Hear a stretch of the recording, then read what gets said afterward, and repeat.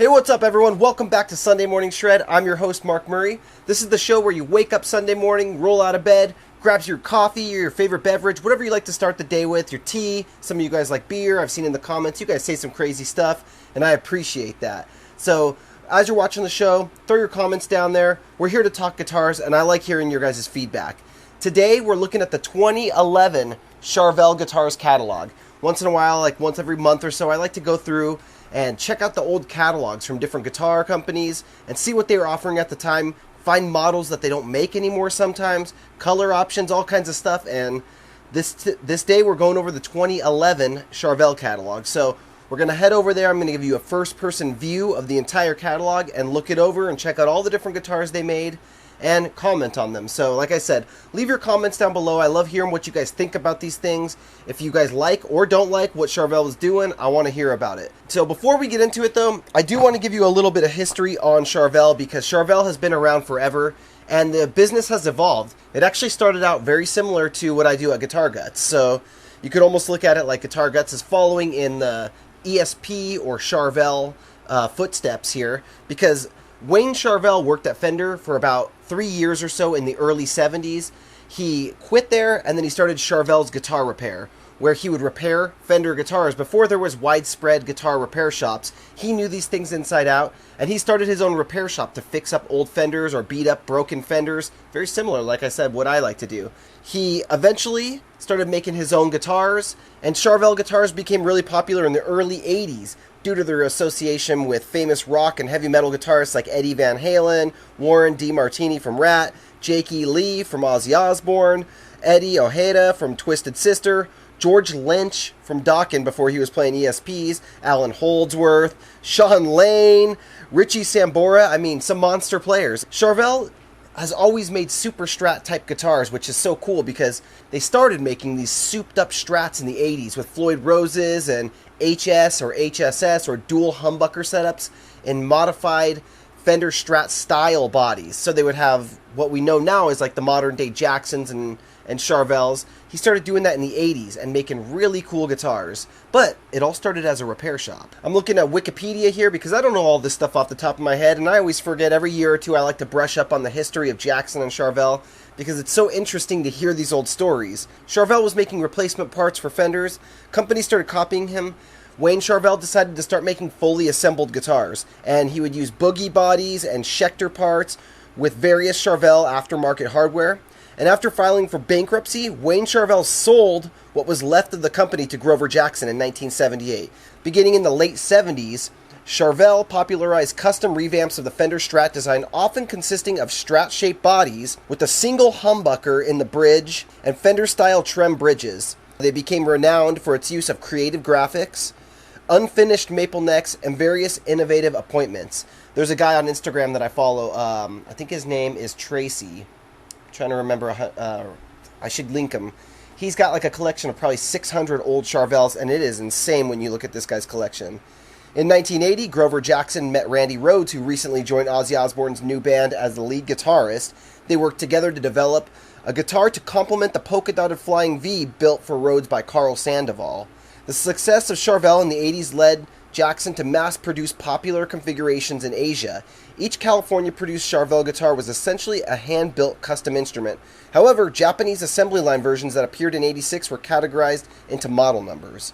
In 89, Jackson sold Charvel and Jackson to the Japanese manufacturer IMC, who made Charvel guitars exclusively in Japan from 86 to 91. When Fender acquired Charvel's parent company Jackson in 2002, did you know that? Fender owns Jackson and Charvel, and they own EVH brand. They build them all.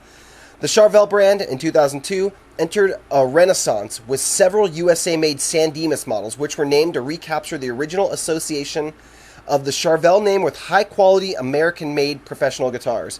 Fender now offers several series of guitars in the Charvel brand, including both moderately priced and boutique-priced instruments, all of which are produced in Fender's factories. Now we're going to be looking at the more modern 2011 run of Charvels today. So they had already been back for a few years. Many people know that they weren't making Charvels for quite a while, and they were kind of like holy grail guitars. For a long time, you could buy these things used on eBay super cheap, like $300 to $400 for like the old Model 1, 2, 3, 4, 5, 6 models. And I should have scooped them up, man. They're awesome guitars. They're classics now. And now they're going for quite a bit more, closer to the $1,000 range. But beat up, you still find them once in a while for a good price. So if you're into those things, keep an eye out. Put your eBay alerts on, and you'll find them. Let's go check out that catalog now. This is the 2011 Charvel catalog. Let's get into it. All right, so here we go. It says right here, Magnificent Desolation. The Charvel Desolation series introduces entirely new designs not previously seen in Charvel's 30-year history, offering more tonal and stylistic options for discerning players elsewhere and bringing a long-acclaimed tradition of high performance to more guitarists now than ever. Devastating tone, killer looks, and high-performance playability separate the Desolation series from all others. I'm saying it with lots of energy and power and impact because I think that's how they wanted it read. It's a whole new series of Charvel guitars for a whole new world of players with the sound and performance known to the world's greatest guitarists, more affordable now than ever. Voiceover people, hire me. Here we go. Here's a Desolation model. So we got the quilted maple, we got the Seymour Duncan blackouts, DS1 ST. Single cutaway, kind of Les Paul like with the 3 tuners on each side of the headstock. You know I love that matched headstock. You know I love that abalone binding around the edge of the guitar. That screams class. I'm not a Les Paul guy, and I love it. It's you can get them with the Jackson Compound Radius Compensated Bridge or the Floyd Rose FRT 2000. I would definitely, obviously, go with the FRT 2000. Give me that Floyd Rose. Abalone headstock and body binding and deluxe keystone inlays. Black nickel hardware and dome knobs. Dual Seymour Duncan blackout AHB 1 pickups. So they're active pickups, kind of like the competition to EMGs from Seymour Duncan. And when I look at this, 2011, I'm wondering, was black nickel super popular back then? When did black nickel start becoming real popular on guitars? Because that wasn't something that I remember in the 90s. Maybe it was there, I don't know, but I don't think it was. Yeah, this thing's beautiful. I like it. This isn't even my style guitar, but I dig it right off the bat. Another thing I really like is this is a nice looking catalog. Look at the way it's got a 2-page spread. The guitar is fully laid out. This is something as a kid I would have wanted to put on my wall. This is beautiful. You can see everything in detail instead of having, you know, guitars vertically across this way. You can see the full guitar. Looks beautiful. I mean, I like this catalog. It's a nice catalog. Here we got the DS2 ST in flat black. Can't beat flat black. We got the Charvel pickups in it. Don't love this one quite as much. Is this a neck through, this first one? Doesn't show the heel. You know, one thing I will say is they don't give a lot of specs on the model here, but this one you could see the mahogany set neck, the pearloid headstock and body binding, and Keystone Deluxe inlays. Interesting, weird inlays. I don't know anybody who has one of these models.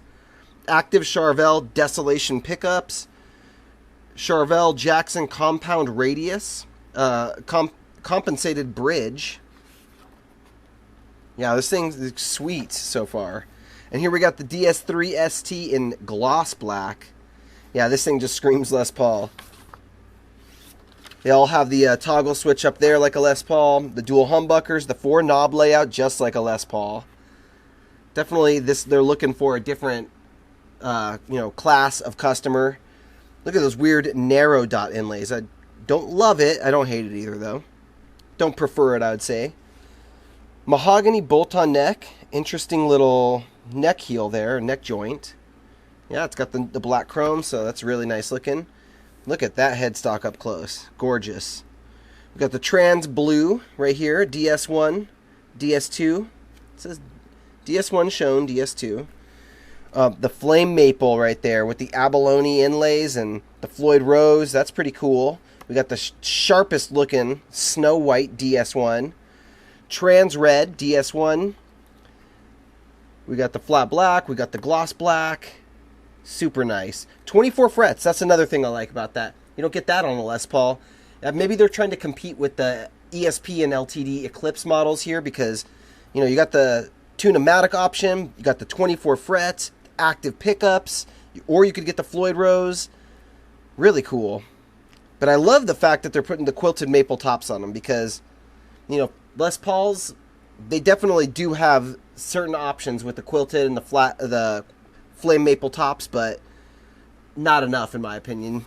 I like the way ESP does it. You know, they make all these different cool, transparent, colored versions of the Eclipse, and you don't see that many green or bright blue Les Pauls with a quilt maple top, especially with the Floyd Rose. You do get that from LTD and ESP though.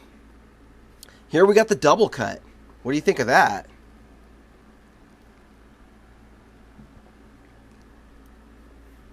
Yeah, I like the double cut better. I also like the knob layout. We got the 2 knobs. I'm guessing that's volume and tone. Who knows? It could be 2 master volumes, 1 per humbucker. I love the abalone binding. This one's, look at that, beautiful. That is a beautiful neck joint right there.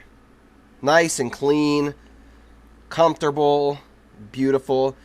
I'm not a giant 3-on-3 headstock kind of guy. I really like, you know, some type of pointy. I don't mind a 3-on-3 all the time, or, you know, sometimes I should say, but this is okay. It's got a little plain. Look at this edge. It's just kind of just there. There's no cutout. There's no edginess. There's no, I don't know.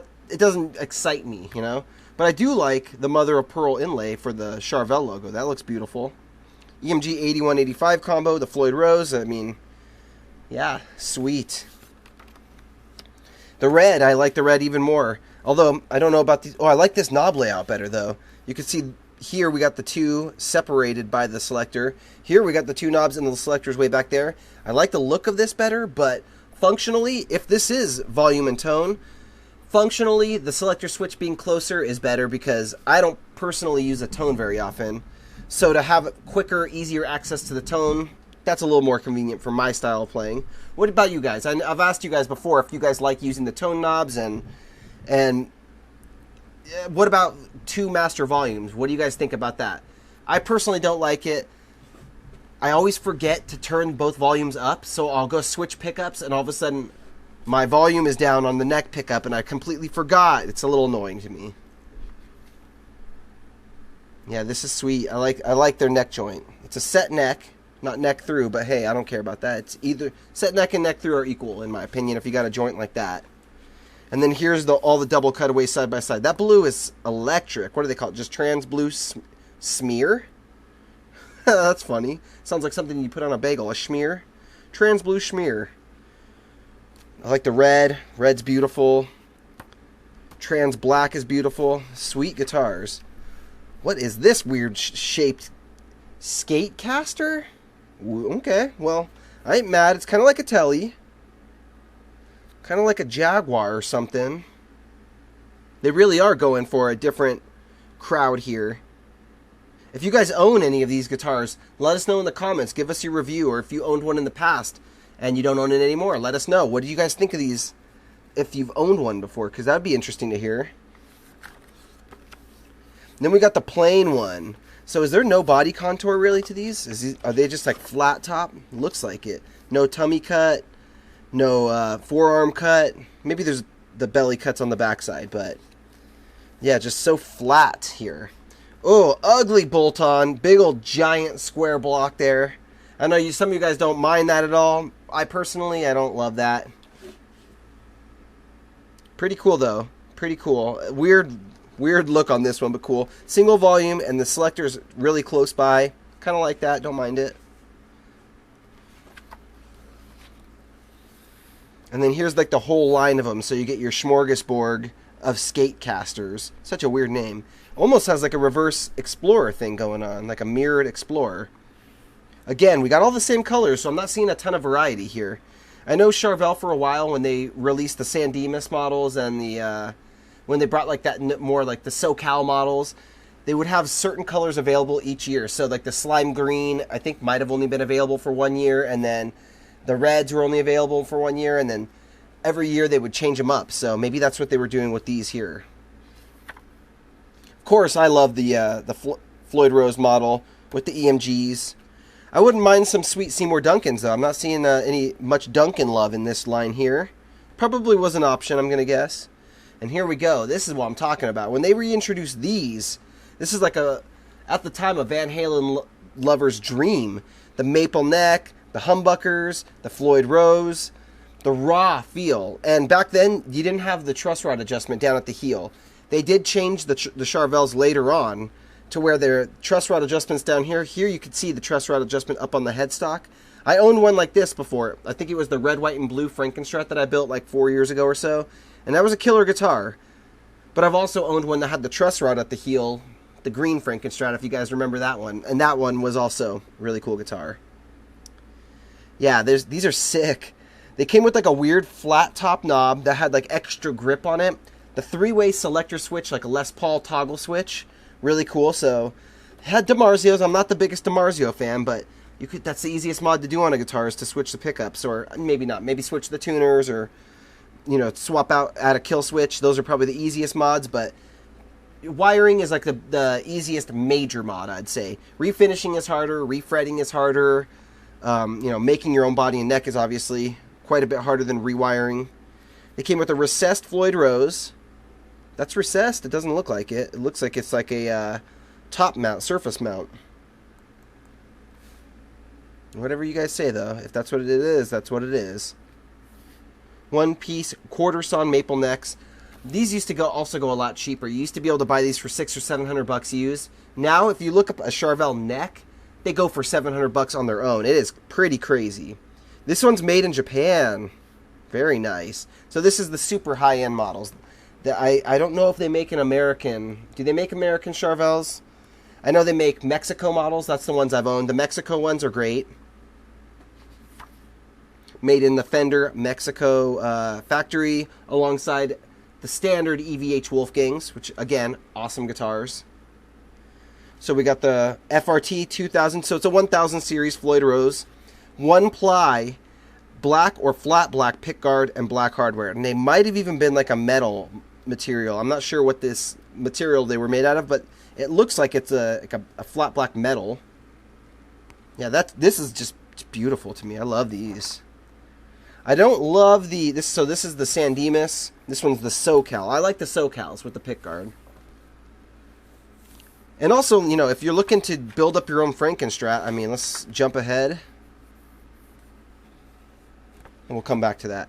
Some of them have chrome hardware, so you can buy one of these for maybe $1,000, maybe just under that. Sometimes you might get lucky. You still might find them for $700 used. But once in a while, you'll find them with the chrome hardware.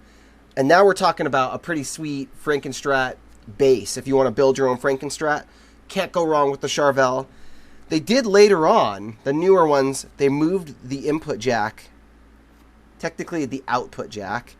They moved the output jack to the edge down here, like a Jackson or something like that. So for a Frankenstrat, it isn't like the best platform anymore because you won't have your jack up on the top, the face of the guitar.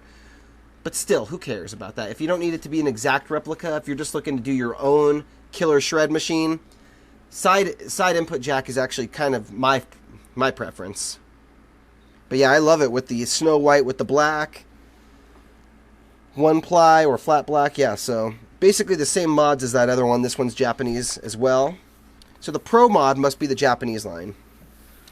These ones, yeah, the non-pickguard, I don't love it as much, but still awesome. I'm also not a fan of just standard red guitars for some reason. I don't know why. They just seem, when I was growing up in the 90s, it seemed like tobacco sunbursts, or sunbursts in general, but mostly the tobacco sunburst Stratocasters and red Stratocasters, they were just everywhere. And I don't know why. Those were just, they didn't do it for me. This neck has almost a yellowish tint to it, too. So some of these have like a real bleached out looking white neck. But yeah, we got the chrome hardware on this one, the Floyd Rose 1000 series. Oh, they still call it O200 double locking tremolo. Pretty sure the 1000 series. The 1000's pretty sure the chrome. I think 2000's black. 3000 might be gold. Maybe the 5000 is black nickel. Forget what the 4000 is. But basically the 1000 series, they're calling it the 200 though, double locking. This is not a German Floyd. It doesn't say original Floyd on it. Not really sure. But cool nonetheless. And then here we have all the available SoCal models that year in different colors and the different San Dimas model colors. So basically the same colors. We got blue, white, red, and black.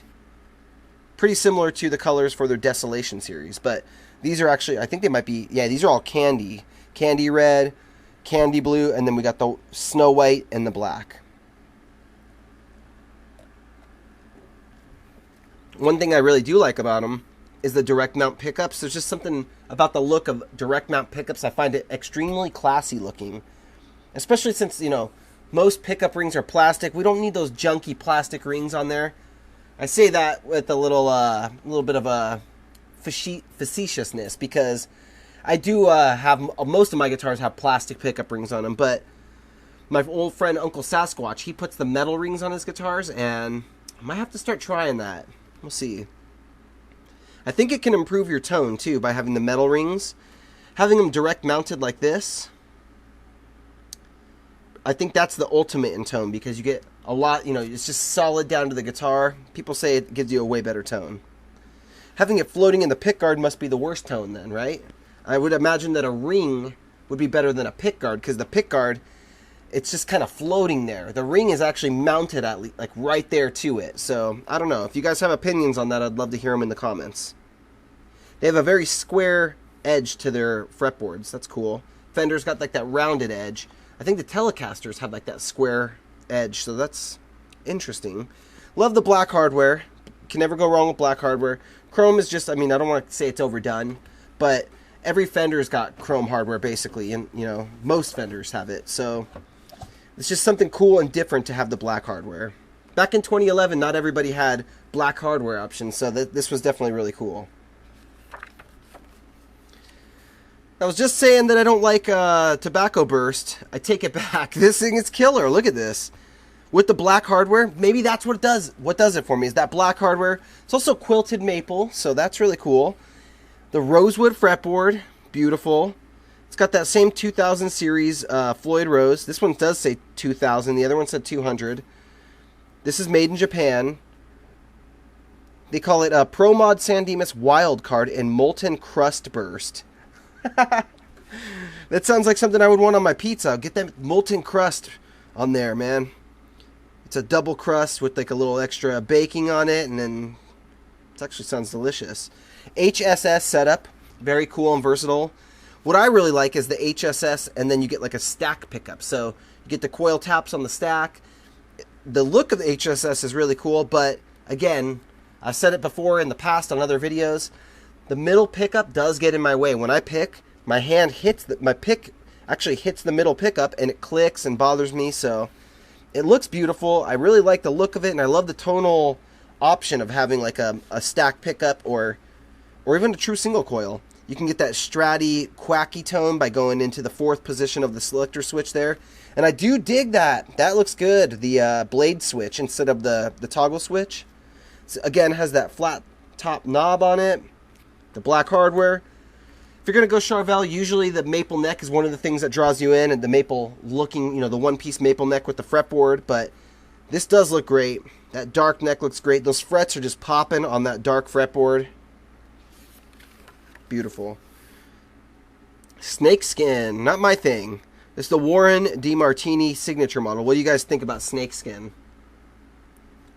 It's cool, but what I like is if I would want to feel that texture. If that was like a wrap with like real snakeskin, or like even an imitation snakeskin, I think that's cool. The artwork, I mean, is that how do they do that? Is that a paint job? So it says Seymour Duncan quarter pounder neck pickup and custom Seymour Duncan bridge pickup, and then it says snakeskin. So is that like a custom, is it called the snakeskin pickup? That's interesting. I wonder what it sounds like. I don't know this particular model too well. Matching or maple headstock, so you could get it with the blank headstock. I like, you guys know I love a matched headstock, but there's an exception with Charvels that I accept the maple blank headstock too. But it looks awesome. The matched, I mean, for the custom shop look, you can never go wrong with the matched headstock. So we got one-piece quarter sawn maple neck. And it says it's a recessed Floyd. I'm not seeing it looking recessed there, but hey, if they say it's recessed, I'm not going to argue with them. And here's some more of DeMartini's signature models. He's kind of like George Lynch in a sense. He plays the Super Strat. I am seeing one of them does have the adjustment at the heel. It's the snakeskin model. Has the truss rod wheel, which is very convenient, but at the same time, how often do you really need to adjust your truss rod? Not that often. So it's, people say it's so much more convenient to have it down at the heel, but honestly, how often do you have to adjust your truss rod? If you change your string gauge or go into a completely different climate, sometimes you have to, but yeah, usually you set it and forget it. Like that cooking thing from the 80s. This blood one's cool with the skull. Pretty cool. It's got the square heel with the, the headstock truss rod adjustment on all three of these. These all have the maple headstock here. I like that one. That's interesting. This guy's got a bomb. It's like a Grim Reaper. The Rising Sun. It says something here in Japanese, it looks like. This one's interesting. That's like an iconic guitar. Cross swords. Oh, yeah, I wonder how they do these finishes. These, I doubt they're hand airbrushed. I gotta imagine that they're like a wrap of some sort. I wonder if they're identical blood splatter on all of them, and that would pretty much tell us the answer to that. Is that the guy from Stranger Things? Just said that to piss off all the people who are mad about Stranger Things bringing metal to the mainstream. I personally have no problem with it, but he's got his leather jacket on there.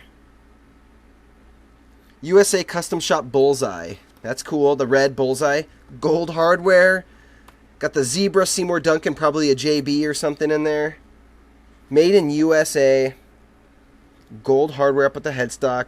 Got the little string retainer there. That's cool. Got the blue flames as an option. That's sick. I like ghost flames. I'm not a fan of traditional, like the hot rod orange flames, but ghost flames, purple and blue ghost flames, sign me up. I actually don't own, and I've never done a paint job. Actually, I don't own any like that. I've never owned one, and I always stop my sentences halfway through to go on a tangent. I'm actually doing it in the middle of the sentence right now. I've never owned one. Let me finish my thought. And I've never done one in a custom modification of a guitar. So at some point, I got to do this. Especially with like a metallic ghost flame or something. Purple and blue. That's awesome. Green quilt with gold. I have an LTD in that color scheme. Love it. It's got what looks like a natural binding across the body. Beautiful. Optical illusion finish on a star with a Floyd Rose and a single humbucker. That is awesome. And then we got the custom classics look here with on another star, gold hardware Strat type tremolo with a burst weird lightning bolt going across it. Yeah, I think his name is Tracy Jenkins, the guy I was talking about on Instagram. Go check out his page. He has so many sick Charvel guitars. Okay, so I was saying they didn't have the specs for the guitars. I like the way they did this catalog. Now that we're at the back of it, I like how it's just a showcase throughout the whole front. Makes you wonder, makes you drool, makes you appreciate the beauty of these guitars. And then once you get to the back, now we got specs. Specs for days across here. So, let's figure out. We got mahogany body across the Desolation series. They're all mahogany body. We have bindings on all of them. We got flame maple veneers. Cool. So here, you can kind of compare and contrast across all the different models. I like that. Are they all 25.5-inch scale? They are. Are they all 24 frets? They are. Are they all? No. One-piece quarter-ton maple on the SoCal and the San Dimas. Then we got mahogany bolt-on for the SK3. Mahogany neck-through on the SK1. And mahogany set neck on the DC2. Mahogany neck through on the DC1, mahogany bolt-on on the DS3. So the 3s are the lowest models, the 2s are the set necks, and the 1s are the neck through. Killer. I love it. And that's going to do it, guys. Great catalog. This is the way a catalog should be done. Full color. I like this weird aspect ratio where it's like widescreen. Fits into the camera really nicely. And yeah, they leave you wondering until the end. And then you can go devour all the information for all the nerds like us. Alright guys, thanks so much for watching. I hope you guys enjoyed the episode. Let me know down in the comments which of these guitars stand out to you. Which Charvel models would you want? Or do they not make the guitar you would want? What would you want Charvel to produce if you were going to get a signature model? Be sure to hit the subscribe button, hit the like button on this video if you like this catalog read-through, and if you want to see more catalog read-throughs in the future. I have more from ESP, Schecter, Ibanez. I got a drawer over here with a big stack of them that my buddy Steve sent me. And one of my friends, Jeff, out there, said he's got another huge stack of them. So I'll keep them coming if you guys want to keep seeing them. I appreciate you guys watching. I hope you have a great Sunday, and I hope you all rock on, my friends.